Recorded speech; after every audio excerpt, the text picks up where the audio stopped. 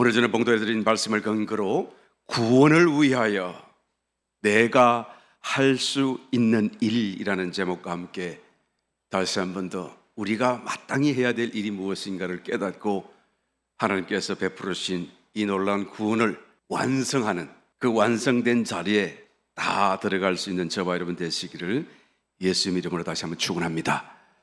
하나님이 주시려는 구원은 오늘 봉독하신 말씀을 보니 낙타가 바늘귀로 들어가기보다 어렵다라고 말씀하고 있어요. 그거는 부자에게 하신 말씀 아닙니까?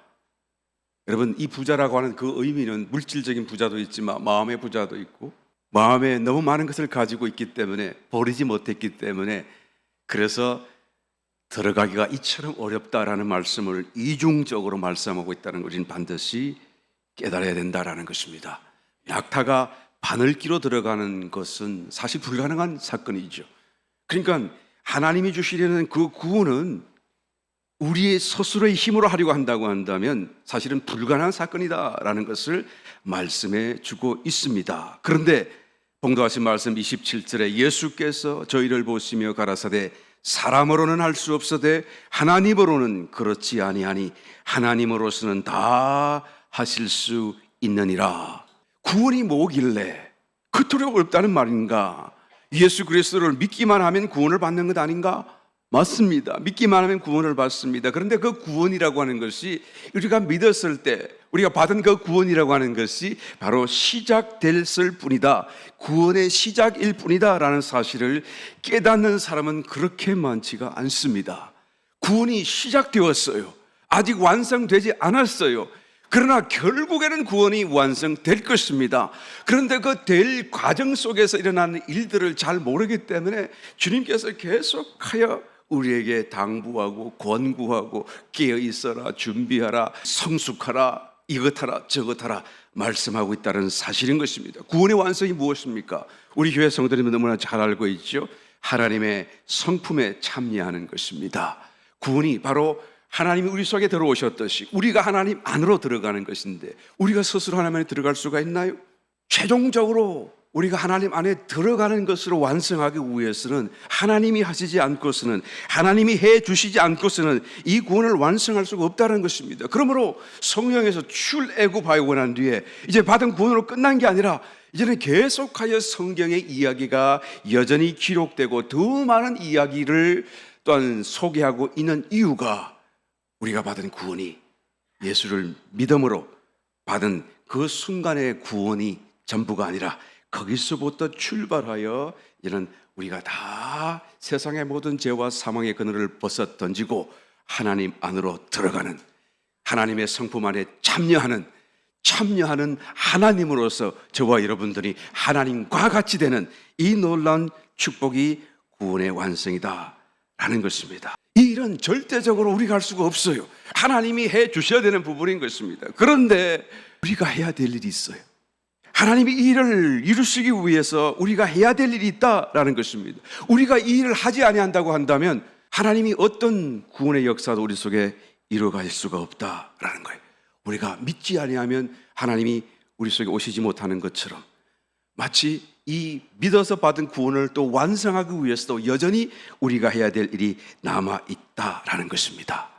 오늘 저와 여러분들이 이것을 말씀과 통하여 다시 한번 깨달았고, 우리의 남은 구원을 완성하는 놀라운 축복이 우리 모두에게 임하게 되시기를 예수 이름으로 축원합니다. 만약 성도가 예수님을 믿긴 믿었지만 하나님의 성품에 참여하는 이 마지막 완성에까지 이르지 못한 채 죽어버린다고 한다면 무슨 일이 일어날까요? 저는 이 얘기에 대해서 자세히 말하고 싶지가 않습니다. 여러분 잘 알고 계시리라고 또한 생각하기 때문에 더욱 말할 필요를 느끼지 못합니다만, 그러나 그것은 정말 생각하고 싶지가 않은 부분이에요. 결국에는 그것조차도 하나님이 다 회복시키시고 우리를 또한 건지실 것입니다만, 그러나 그것이 얼마나 고통스럽고 힘든 과정일 것인가라는 것은 성경이 누누이 말씀해 주고 있습니다. 우리 다시 한 번 더 준비된 자가 되기를 원합니다. 그래서 구원을 완성해 가는 그런 하나님의 축복 속에 저와 여러분 모두가 들어갈 수 있는 놀라운 성도님이 다 되실 줄 믿습니다. 첫 번째로 우리가 해야 될 일이 무엇입니까? 자기 포기를 연습해야 됩니다. 우리의 남은 일생을 통하여서 자기 포기를 연습해야 돼요. 자포자기가 아니고 자기 포기를 해야 돼요. 자기를 포기해야 돼요. 우리 봉독하신 말씀 28절, 베드로가 여자와 가로되 보소서 우리가 모든 것을 버리고 주를 쫓았나이다. 모든 것을 버리고 주를 쫓았나이다. 우리가 버려야 돼요.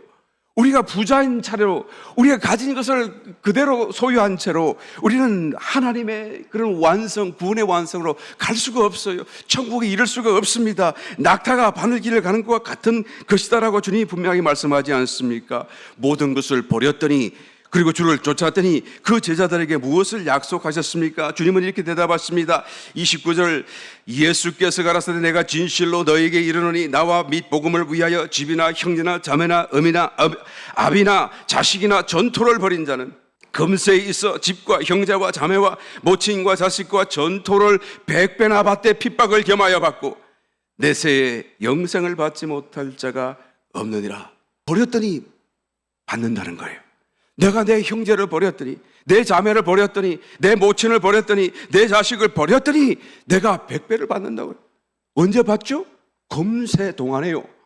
금세에 받아요. 우리가 사는 동안에 받는다고요. 나는 안 받았는데요. 여러분 좌우를 돌아보시기 바랍니다.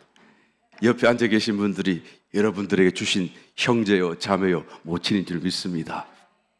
정말 우리가 진정한 형제고 진정한 자매고 진정한 모친이고 진정한 자식 아니겠어요? 이것이 왜 진정합니까? 영원한 관계 속이기 때문에 그래요. 본질적이기 때문에 그래요. 우리가 혈육적으로 태어난 그런 관계 속에 있는 모친, 형제, 자매, 그것은 여러분 영원한 것이 아니잖아요. 우리의 기억 속에 남아있을 뿐일 것입니다. 죽은 뒤에도요.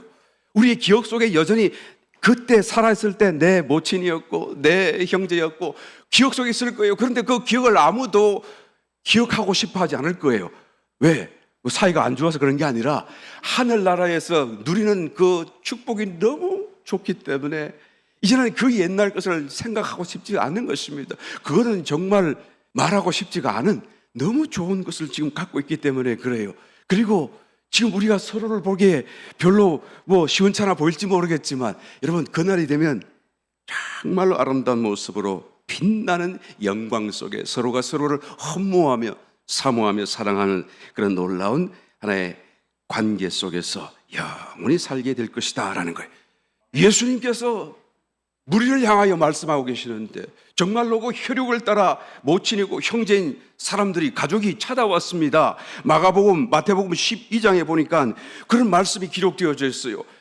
예수여 당신의 모친과 당신의 동생들이 와서 당신과 말하기를 원합니다. 당신을 찾습니다. 빨리 집으로 오라고 말합니다 라고 말을 했더니 예수님께서 자기에게 그렇게 말을 전하는 사람에게 누가 내 모친이냐 누가 내 형제냐 그러면서 말씀을 듣고 있는 사람을 향하여 손가락을 가리키시면서 하나님의 뜻대로 행하는 바로 이들이 나의 모친이요 나의 형제요 나의 자매다라고 말씀하지 않았습니까? 여러분 주님이 그렇게 말씀하셨어요. 그렇게 믿어야 돼요. 우리의 눈에는 그렇게 보이지 않고 지금의 내 혈육의 관계가 더 모친이고 더 형제일지 모르지만 그러나 사실은 그것이 아니다라는 것을 우리가 알아야 되는 것이죠. 제가 알고 있는 어떤 목사님이 초등학교 다니는 어린 아들에게 한 번에 신앙교육 한다고 하는 말씀이 내가 네 아버지가 아니다. 하늘에 계신 하나님을 이제 가르쳐 드리려고 진짜 아버지는 하늘에 계시다. 그랬더니 이 아이가 이해를 못하는 거야. 이게 무슨 말인가. 그래가지고 그냥 쇼크를 받아가지고 한동안 그냥 자기는 아버지를 사랑하는데 나는 아버지라고 생각했는데 의지하는데 내가 네 아버지가 아니다. 그러니까 이 아이가 이 정리가 안 되는 거예요. 그래서 한동안 참 크게 어려워하는 그런 것을 제가 한번 옆에서 지켜본 적이 있습니다. 여러분 하나님의 말씀도 교육도 들을 만한 사람들한테 소화할 만한 정도로 얘기해야 되지 않겠습니까? 저와 여러분들이 옆에 계신 분이 진짜 형제고 자매라고 말하는 이유가 여러분들은 소화할 수 있을 것이라고 믿고 맞습니까?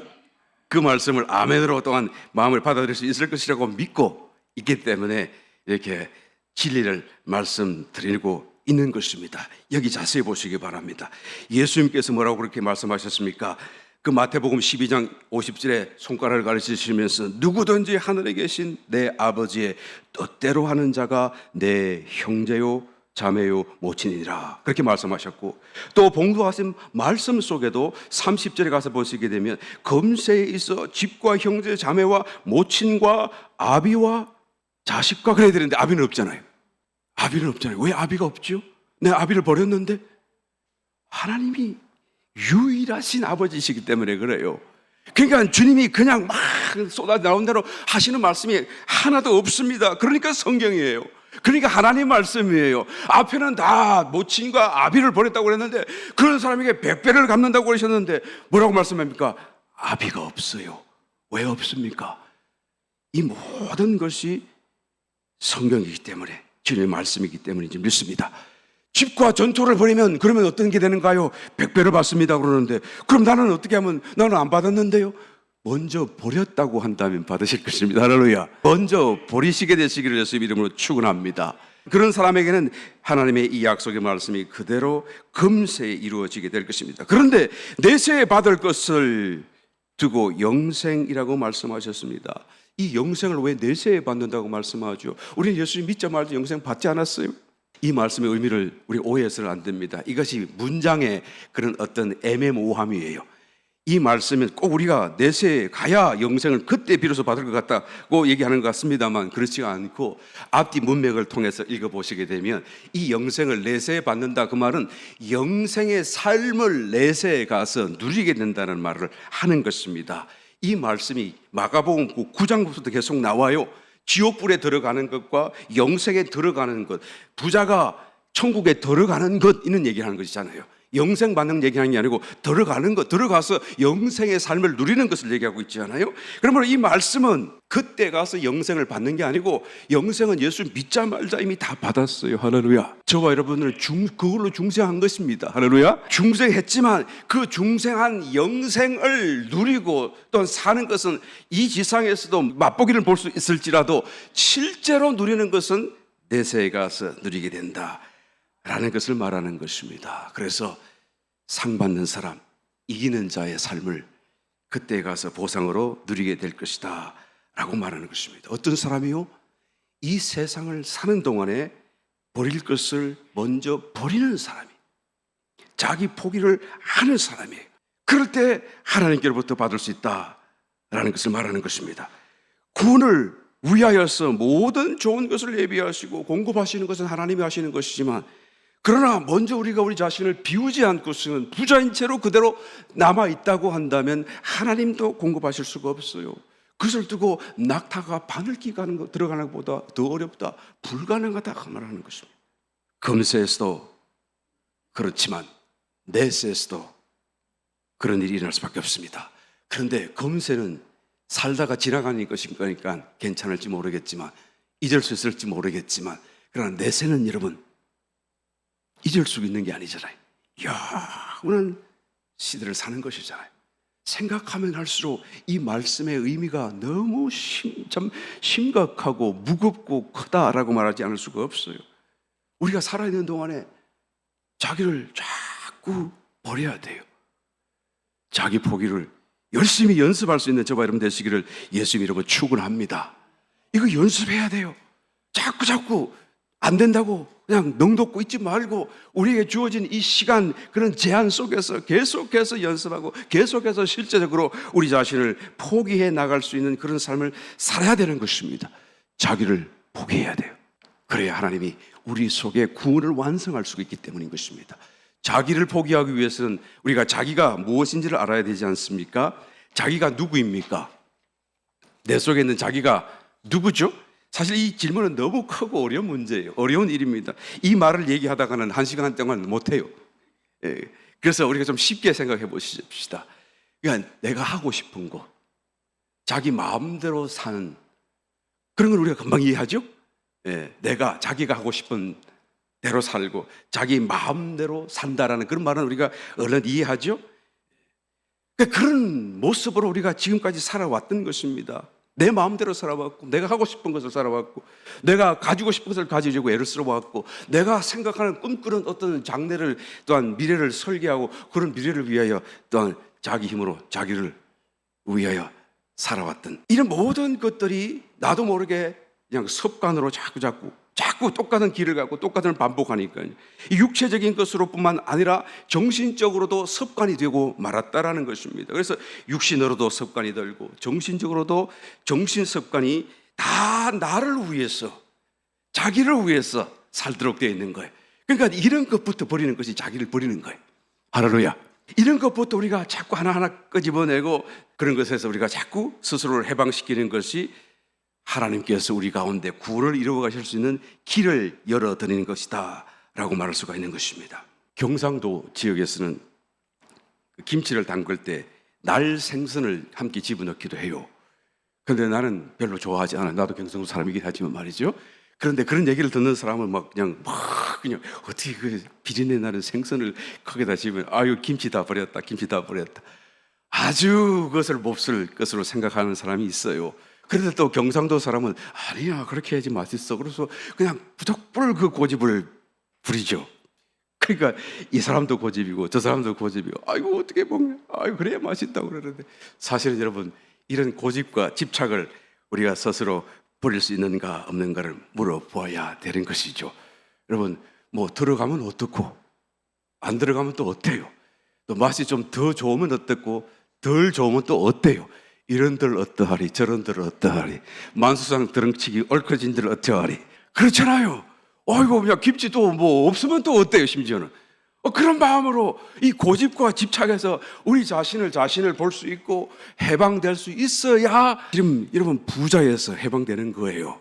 지금 주님이 하시는 말씀 이 구원의 길로 갈 수 있는 것입니다. 여러분 이것이 한 가지뿐일까요?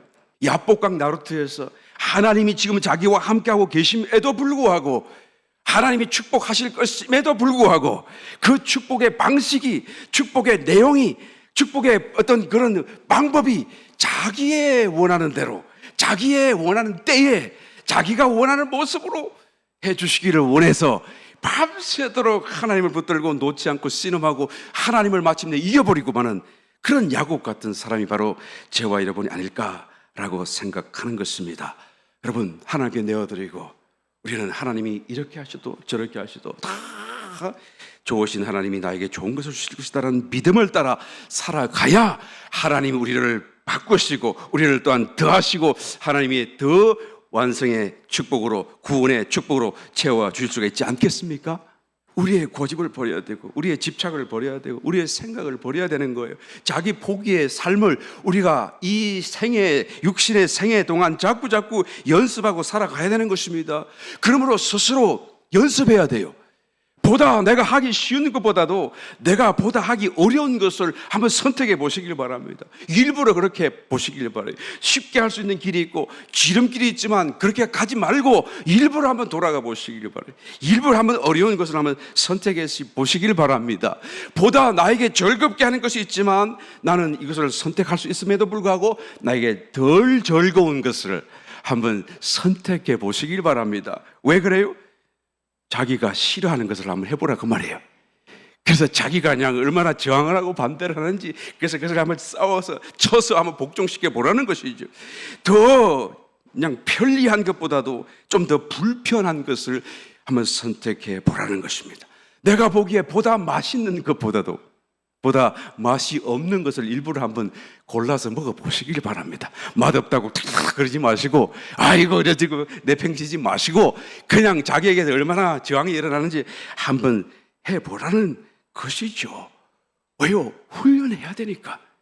시간이 얼마 남지 않았으니까 자기 자신이 막 극하게 반응하고 반대하는 것을 내가 보고 깨닫고 그리고 자기를 스스로 쳐낼 수 있는 그런 길로 가야 되기 때문인 것입니다. 여러분 이런 것을 통해서 훈련하는 데는 시간이 필요해요.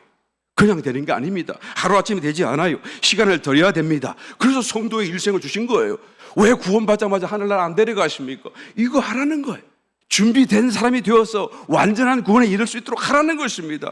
광야 40년을 왜 허락하셨나요? 물론 잘못했기 때문에 하는 것이 또 있지만 사실은 훈련하기 위한 거예요. 광야 40년 동안에 그 지나온 길을 한번 이게 킬로미터로 한번 계산을 해보니까 대략 한 1300km가 되는 것을 볼 수가 있습니다. 그리고 40년을 이게 갔으니까 그것을 자꾸 나누면 per hour 한 시간에 얼마나 갔는가 답이 나오지 않아요?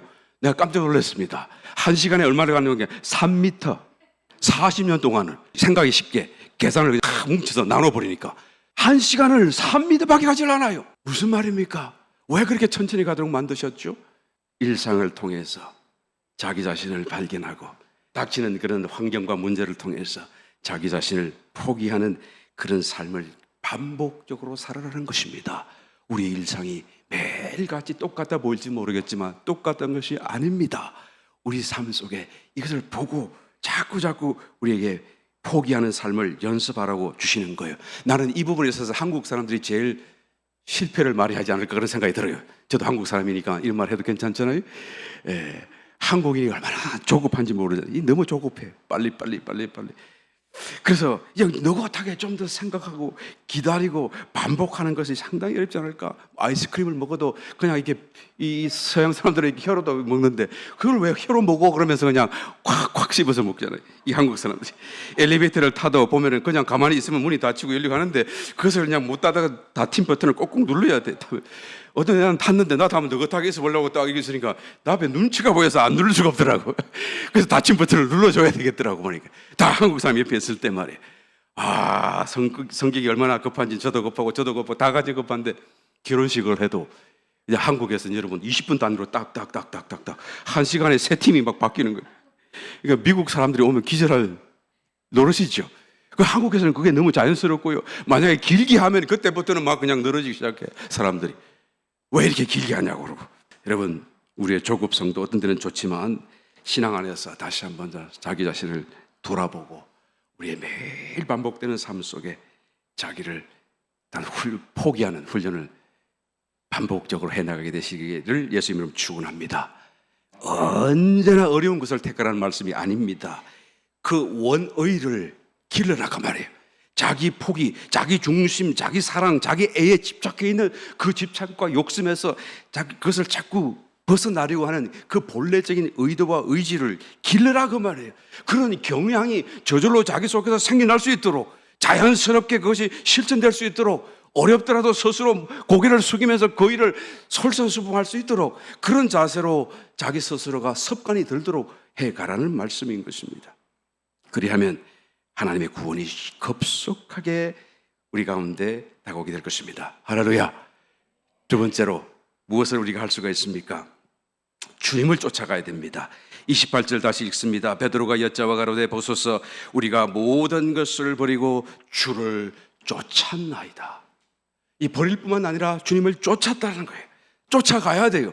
우리가 해야 될 일입니다. 이것은 하나님이 해주시지 않아요. 버리는 것도 우리가 해야 될 일이고 쫓아가는 것 우리가 해야 될 일인 것이죠.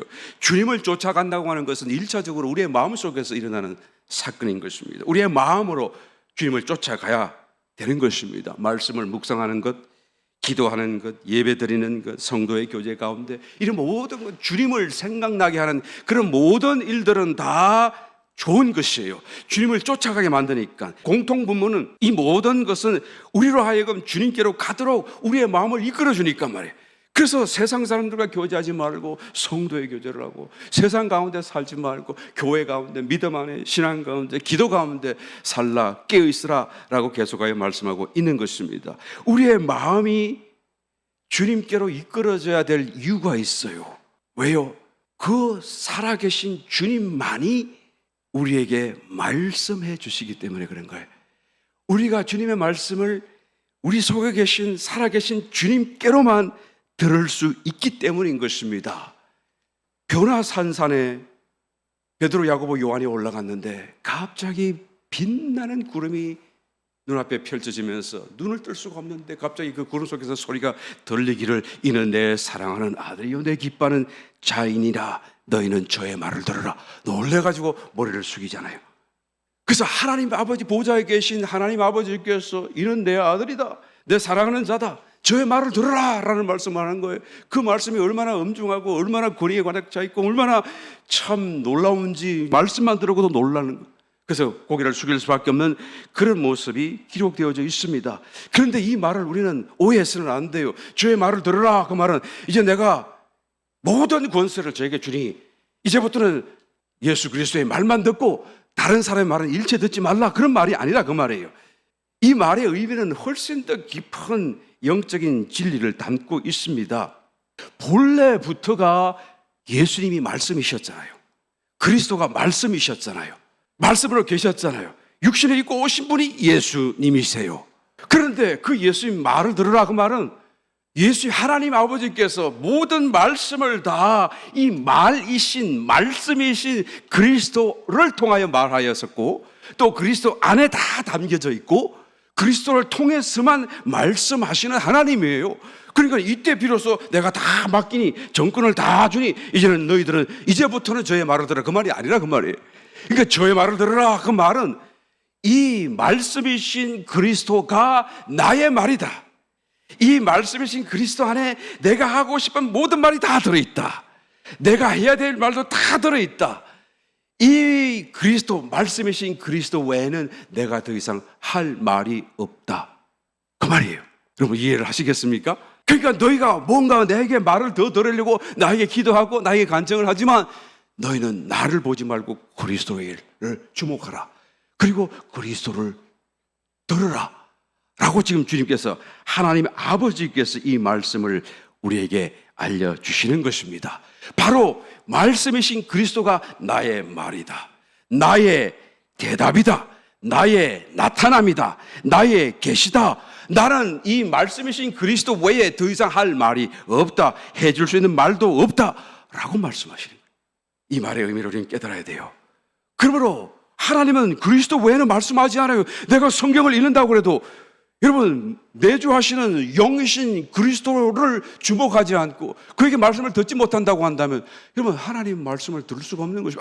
내가 하나님 말씀을 지금 읽고 있는데요, 읽어도 그것이 내 마음대로 이해를 하고 내 마음대로 해석을 하고 내 마음대로 그것을 번역을 할 수 있지 않아요. 오해할 수 있잖아요, 얼마든지.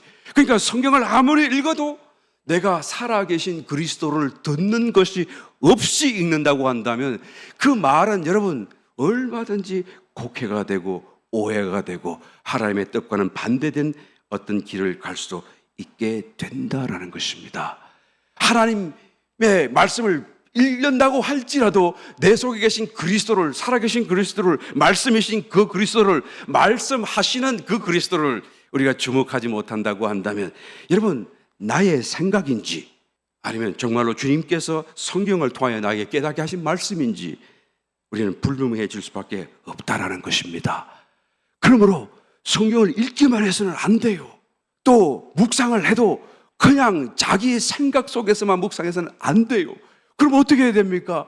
들을 수 있도록 묵상을 해야 되는 것입니다.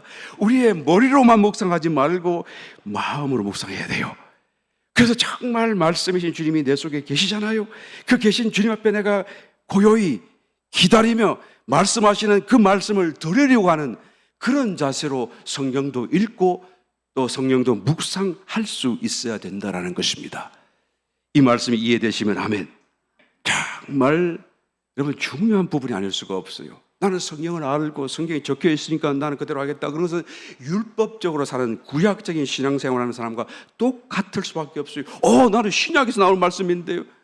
마찬가지입니다. 할렐루야. 여러분, 신약은 신약이라 다른 것이 아니라 살아계신 주님으로 우리 속에 와 계신 그분과 교제 속에 우리가 들을 수 있고 또한 따라갈 수 있다는 이 사실이 바로 차이점이고, 바로 이것이 신약과 구약을 구별하는 놀라운 하나의 구심점이 된다는 것을 우리는 알아야 되는 것입니다.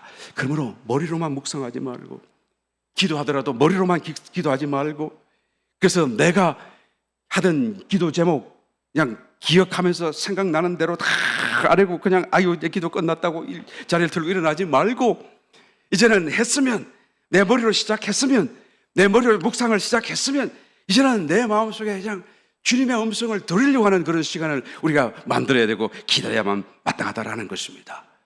이것이 너무나 중요한 거예요. 우리가 quiet time이라는 얘기를 들어보셨죠? QT, quiet time을 잘 못 알아들으시는 것 같으네. QT, 똑같은 영어인데 왜 못 알아들으시죠? 이 QT라는 거 잘 들어보셨잖아요. 그래서 처음에 그냥 말씀을 읽습니다. 그리고 그 말씀을 읽으면서 머릿속으로 한번 이렇게 잘 묵상을 해봅니다. 묵상해보고 그 현장을 그려보고 그 자리에 들어가서 그냥 주님을 생각해보고, 그러다 보니까 어떤 감동이 오고 말씀에 대한 깨달음이 와요. 아이고 주님 내가 이렇게 잘못 살았네요. 그러면 내가 이제부터는 이렇게 똑바르게 살겠습니다 라고 결심을 하고 이제는 일어나는 것이 큐티라는 것이잖아요. 사실 큐티가 나름대로 은혜와 변화를 주기도 하긴 합니다만, 그러나 결정적으로 참으로 모든 은혜의 길을 닫아버리는 것이, 여러분 하나님의 감동 안에까지 갔는데, 하나님의 깨달음까지 갔는데, 거기서 기다려야 되는데, 거기서 더 주님이 내가 어떻게 하기를 원하시는지를 들어야 되는데, 그냥 일어나서 아이고 내가 이제는 이렇게 살아야 되겠다, 내가 스스로 생각하고 내가 스스로 결심하고 내가 스스로 작정하고 나오더라는 것입니다. 이것이 여러분 큐티의 결정적인 맹점이 되고 말았어요. 오히려 하나님 존전에까지 갔는데 그것을 오히려 막아버리는, 오히려 마귀의 수단이 큐티가 되고 말았다는 거예요. 우리는 여러분 그래서는 안 돼요. 머리로 묵상을 시작했다고 할지라도 이제는 정말로 내 마음이 안정되고 주님이 내 앞에 있다는 느낌이 왔다고 한다면, 그때는 가만히 주님 앞에서 기다리는 시간을 가져야 돼요. 왜 기다립니까? 말씀해 주신 주님의 말씀을 들어야 되기 때문에요. 주님이 나에게 뭘 하라고 말씀하실지, 주님이 나에게 어떤 위로를 주실지, 하나님은 어떤 것을 주실지를 내가 들어야 되기 때문에, 그런 기다리는 시간이 바로 나에게 필요한데, 그 기다리는 시간에 듣는 것을 내가 순종할 때, 그것이 바로 주님을 쫓아 사는 것 아니겠습니까? 사도 바울은 갈라디아서 2장 20절에 고백하기를, 내가 그리스도와 함께 십자가에 못 박혔나니 그런 적 이제는 내가 산 것이 아니요 오직 내 안에 그리스도께서 사신 것이라. 이제 내가 육체 가운데 사는 것은 나를 사랑하신 나를 위하여 몸을 버리신 하나님의 아들을 믿는 믿음 안에서 사는 것이다.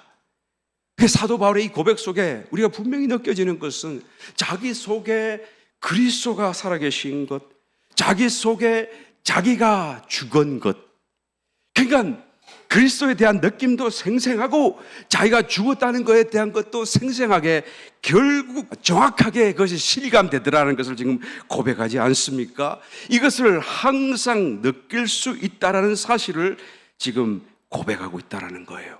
이것이 너무 중요한 부분인 것입니다. 하나님께서 받는 어떤 계시를 말하는 것이 아니죠. 어떤 환상을 얘기하는 것이 아니죠. 영적인 감각의 상태를 얘기하는 것입니다. 내가 내 속에 계신 그리스도를 느낄 수 있는가? 그리스도가 나와 함께 하시는 것을 느낄 수 있는가? 그리스도가 지금 나에게 말씀하신 것을 내가 느낄 수 있는 것인가? 여러분, 연결되고 준비되어 있는가? 내 마음의 상태가 연결되어져 있는가? 준비되어져 있는 것인가? 라는 것을 말하는 것입니다. 그럴 때 내가 마음속에 다가오는 어떤 감동이 있다고 한다면, 그 감동대로, 느낌대로 내가 순종하여 살게 되면, 그 삶의 순종이 주님을 따라가는, 쫓아가는 사건이 된다는 것을 성경이 말씀해 주고 있습니다. 할렐루야. 주님을 쫓아갈 수 있는 저와 여러분 되시기를 바랍니다. 내 힘으로가 아니라 주님 앞에 기다리는 시간을 통해서, 마음으로 하는 묵상의 시간을 통해서, 길을 걷다가도 주님을 생각함으로써 내 마음속에 계신 주님을 주목해 가심으로 인하여서. 할렐루야. 세 번째, 마지막으로 나에게 무슨 일이 있습니까? 내가 해야 될 일이 무엇입니까? 사랑을 실천해야 되는 것입니다. 우리는 하나님처럼 사랑할 수가 없지요. 하나님처럼 능력도 없습니다. 어떻게 원수를 사랑해요? 또 하나님처럼 그렇게 마음도 넓지가 않습니다. 어떻게 그런 사랑을 할 수가 있겠습니까? 그런데 놀랍게도 하나님께서는 하나님의 모든 계명 가운데 첫째도 사랑이고 둘째도 사랑이다고, 사랑하라고 말씀하신 것을 보게 됩니다. 매우 역설적인, 모순적인 것 같은 그런 느낌을 우리가 봤는데요. 마가복음 12장에 가서 보게 되면 서기관 중에 한 사람이 예수님이 참 말씀을 잘하시는 것을 옆에서 보고 자기 심중에 있는 질문을 던집니다. 선생이여, 모든 계명 중에 첫째가 무엇입니까? 여러분, 이 질문은 굉장히 심오한 질문이에요.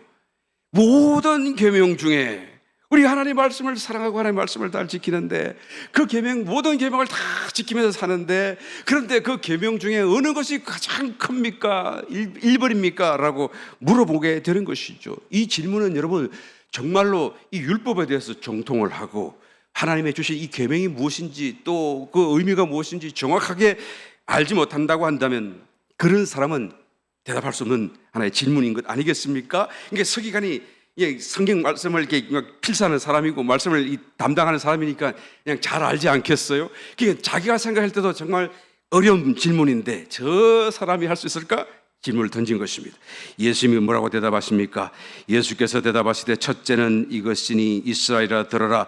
주 곧 우리 하나님은 유일한 주시라. 내 마음을 다하고 목숨을 다하고 뜻을 다하고 힘을 다하여 주 너의 하나님을 사랑하라 하신 것이요. 하나님을 사랑하라 라고 하는 것이 첫 번째요. 둘째는 이것이니 내 이웃을 내 몸과 같이 사랑하라 하신 것이라. 이것이 이에서 더 큰 계명이 없느니라. 사랑할 수 있는 능력이 없는데, 하나님 같은 마음이 없는데, 넓지 않은데 우리에게 왜 그와 같은 사랑을, 목숨을 다하기까지 하라고 하나님이 1계명, 2계명으로 주시는 것입니까?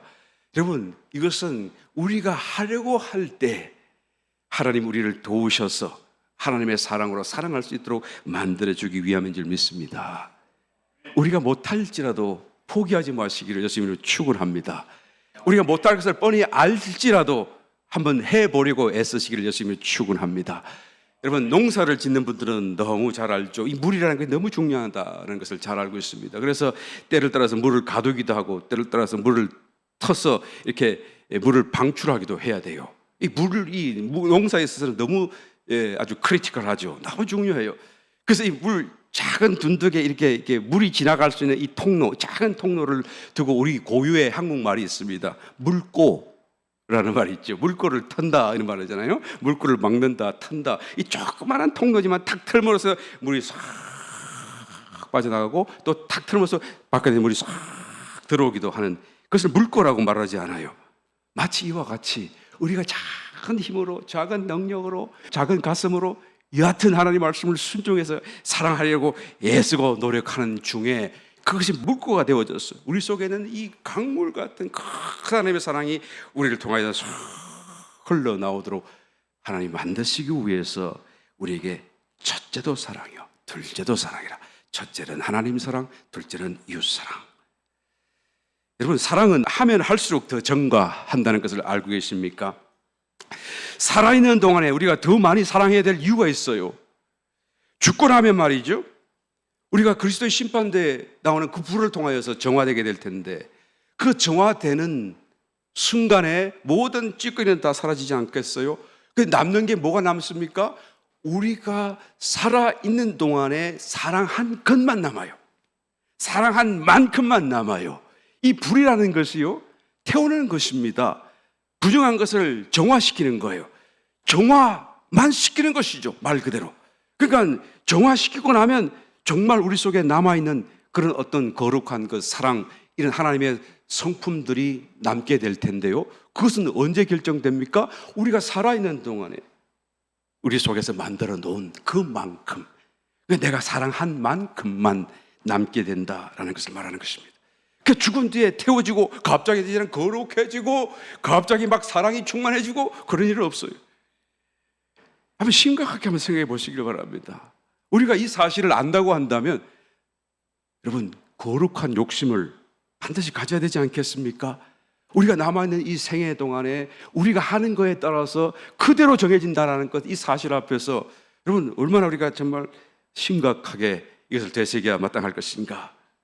자신이 좁은 마음을 갖고 있다고 할지라도 하나님 명령 말씀 그대로 마음을 다했어, 힘을 다했어, 뜻을 다했어.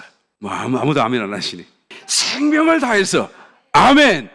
하나님을 한번 사랑해버리고 노력해보시기를 열심히 축원합니다.